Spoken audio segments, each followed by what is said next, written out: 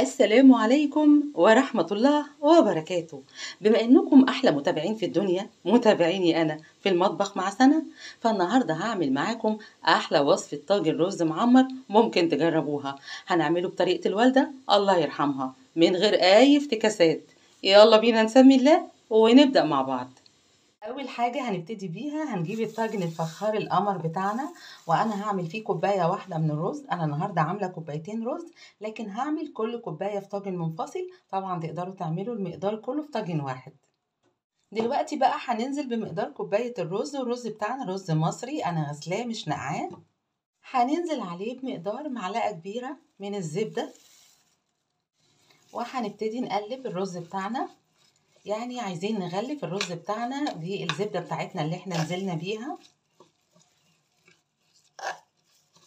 هنزل عليهم بمقدار معلقة صغيرة من الزيت. هتسألوني وتقولوا لي طب ليه الزيت بقى؟ علشان الرز بتاعنا هيبقى مفلفل مش معجن. وهنقلب. دلوقتي بقى هننزل بمقدار الحليب، والحليب بتاعنا كوباية من الحليب.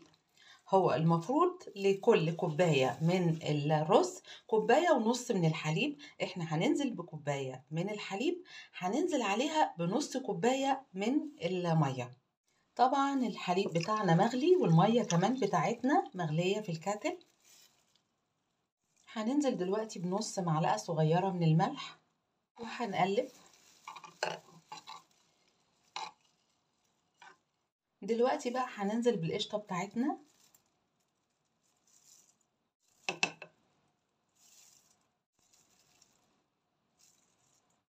عايزه اقول لكم انا نزلت تقريبا بمقدار معلقتين من القشطه، معلقتين كبار من القشطه. طبعا ممكن يبقوا معلقه واحده مفيش فيها مشكله، بس انتوا عارفين ان الرز المعمر كده بيحب يعني يبقى دسم.